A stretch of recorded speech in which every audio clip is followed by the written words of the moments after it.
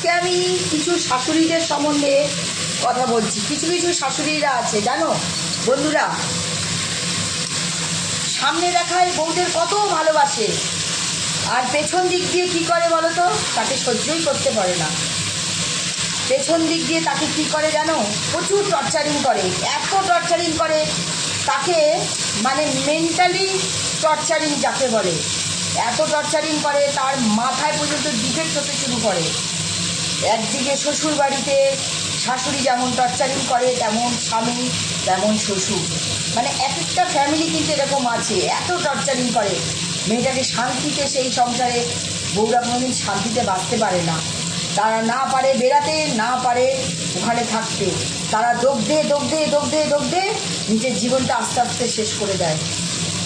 আজকে আমি কেন বলছি, আমার মনে এই নিয়ে অনেক কষ্ট। আমার নিজের জীবনে আমার মেয়ের সঙ্গে এই ঘটনাগুলো ঘটছে বন্ধুরা।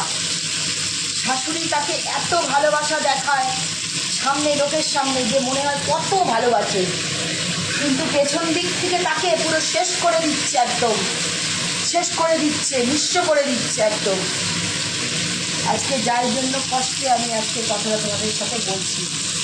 আমি হাসি, গল্প করি, রান্না করি, অনেক কিছু করি, ঘুরতে যাই, মজা করি, কিন্তু আমি শান্তিতে নেই বন্ধুরা, একদম শান্তিতে নেই আমার মেয়েটার জন্য।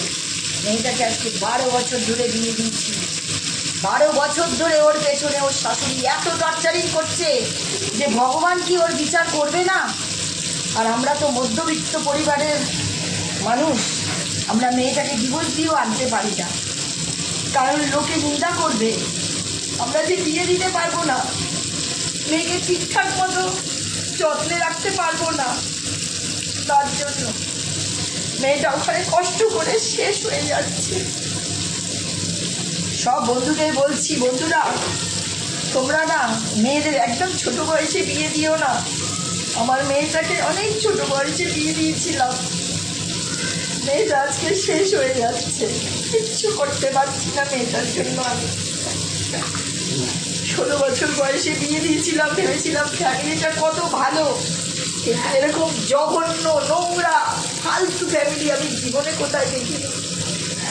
মানুষ গেলে উপর দিয়ে এত সুন্দর ওদের রূপ, তোমরা দেখলে বুঝতে পারবে না যে ওদের ভেতরে এত শয়তানি লুকিয়ে থাকে।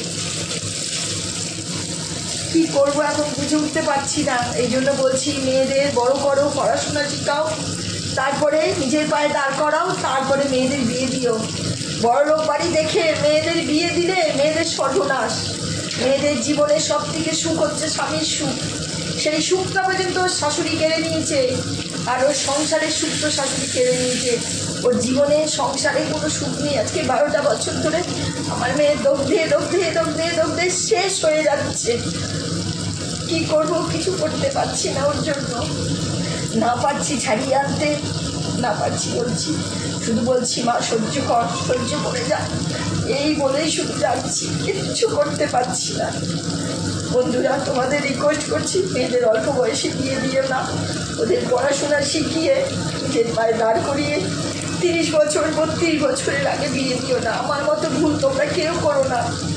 বড়লোক বাড়ি দেখে, পয়সা দেখে ভেবেছিলাম খুব ভদ্র দেখে বিয়ে দিয়েছি, না বন্ধুরা, ভুল।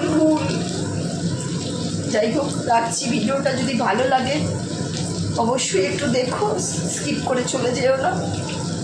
অনেক কষ্টে বললাম বন্ধুরা, মনে কিছু ভেবো না তোমরা।